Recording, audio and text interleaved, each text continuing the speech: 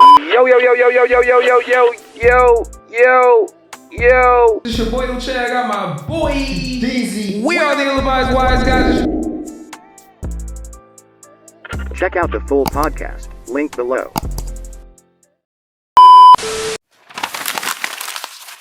Next and last topic. Have music blogs become more important than the music or musicians themselves? We've been talking about TMZ. We've been talking about the Shade Room. We've been talking about all of these people who cover music. And it almost seems like they have more clout and more power to kind of steer the narrative more so than the artists themselves. And a lot of artists, I see them getting fed up with the media. I just saw Tusi. I don't know if you guys know Tusi, the artist. He just came out and was like, man, I'm done with y'all. I'm getting on social media. I'm pretty much sick of y'all. And then another example, you got Coyle Ray talking about somebody's paying blogs not to cover her.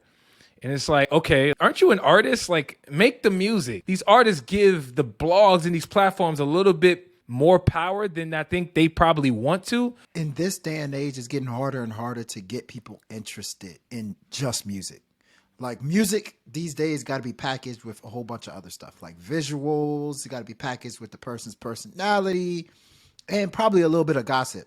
So the artist probably won't tell you, but the gossip actually helps them. There's certain bodies of work that I've listened to just because maybe that they have drama. Like, for instance, Tory Lanez, right? Tory Lanez dropped Daystar, and he was going through his whole thing with Megan Thee Stallion. I feel like it actually helped for a lot of people that are fans of his to hear what he had to say. Because like Coco said, he wasn't talking. Mm-hmm. So you really got a chance to hear what he had to say on the album because of all the pressure from the blogs and stuff like that. So at the same time, I think it's when media don't have the full story of something that it can hurt somebody, right? Like, you know, the whole Kobe Bryant situation, rest in peace. It was really a scramble because people didn't know what was going on and there was misinformation. People reported that it was believed that 4 of Kobe's children were on that flight. That is incorrect, unfortunately. People trying to like rush to the story. Maybe a lot of his family and friends heard about the situation on TMZ, you know, or on the news. So when it gets like that, I can understand where people feel it's a disservice to them. But if blogs and stuff are just reporting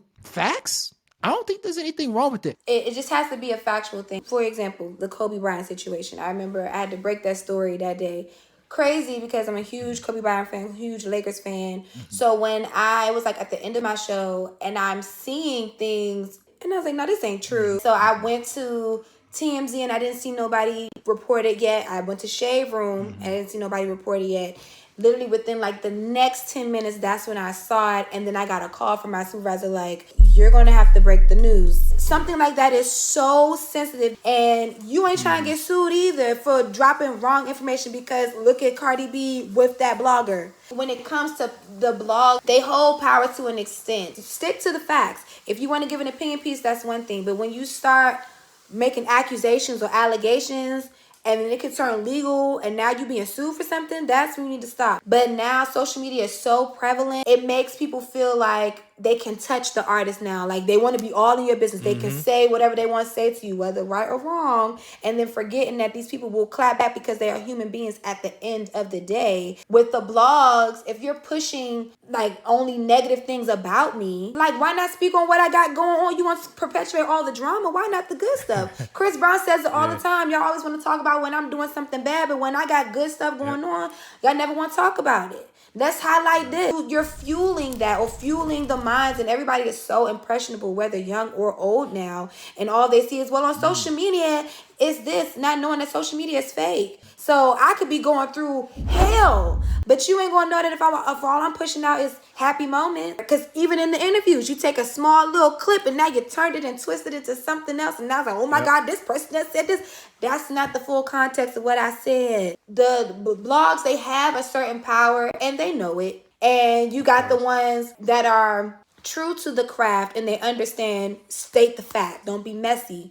And then you got the people that just don't care, and now they starting to, hopefully they learn from the Cardi B situation. All right, let me make sure I'm telling the truth because it's gonna come from my coins whether I got it or not. That was a very monumental and pivotal moment in the, you know, the relationship between artists and blogs, right? Like won a federal libel suit with blogger Tasha K. She has been awarded so far $1.25 million in general damages. Back in 2019, she first sued her when she refused to take down these damaging posts of things that were not true. She was calling Cardi B a prostitute who dabbled in drugs and had contracted STIs. These blogs may not even realize, yo, they got a responsibility. You can't just be out here saying whatever, or else you might be held accountable. We know what we love more than music.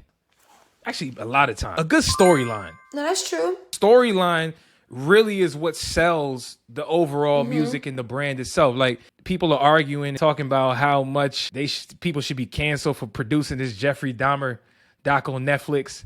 And you look at it and you say, well, damn, why do people love this type of content? If you look at podcasting, let's just use podcasting as an example. Do you know that true crime is the #1 genre of podcasting? Yeah. When you really think about that, it takes you into the mind of the consumer. People like the sensationalization of a story. Like, damn, yo, what really happened? What's really going on? Like, and I think the blogs, they know that, and then they feed that.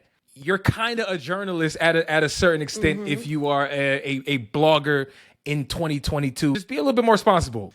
At the same time, I'm going to say this. Artists got to stop being crybabies. First and foremost, they say they don't like blogs, they say they don't like media, but they actually do. Nav, for instance. Nav was like... He talks about how disappointed he is every time he walks out of Delilah and TMZ doesn't shoot. I got all my ice on, I got all my jewelry on. He says, I get into my Lambo truck in front of them and they still don't shoot. You know what he'd do if we got him? It's like, don't talk to me. Please. So like some of them just cry about it just because it sounds cool. It sounds like a dope bar to be like, F the blogs. You know what I'm saying? Forget Shade Room. Everybody for years have been complaining about paparazzi. Celebrities come up to me and do setups. Yeah. And say, hey, I'll be at the park riding my bike, or I'll be surfing, or I'll be bikini. All the time. The Kardashian stories start to die down. All of a sudden, you see them come out in groups and they start hitting all little trendy areas. Remember, it was the tabloids before social media. Their anger is actually at the wrong people. Too many people get angry at TMZ or Shade Room when they should be getting angry at the consumers. And I think blogs, a lot of times, media people, they be taking the brunt of their anger, and it shouldn't be. Blogs and platforms get scapegoated all the time, incorrectly, like it happens. Nobody's ever in defense of a platform. Like when the artist says, F the blogs, people are like, oh yeah, F them. I think it just depends on the reputation of said blog. If you're known to be messy and only post negative content or just junk, then it's just like, yeah, F them. I don't follow a lot of the gossipy pages, which is crazy because a lot of like the time when I'm pulling my content, like, you know, I have to go and I'm searching, but I'm not just searching one, like I'm searching several to make sure stories line up. When artists are saying like F the blog, in that regard, they're speaking about those that are just only perpetuating false narratives. So I see that you always post a mess like Krishan Rock and Blueface, like that whole relationship. Situation, you know, it's always being posted or they get into a fight or whatever. I don't want to see that. You're not posting in the sense of you're changing narratives per se, but you're posting, oh, look at them. Like, instead of trying to get that girl help or get him help, you're just going to continue to push this. And making dollars off of somebody else's exploit trauma, pain, whatever you want to call it. Yeah, exploiting them. And I think that's why there's no care to be like, oh no, all blogs or platforms aren't like that. I think it's kind of just an underlying thing. Like, you know who that's directed toward. Even if it is a story that's a negative story, if you're reporting the facts. It's like those media personalities and media platforms, are they actually bigger than the music now?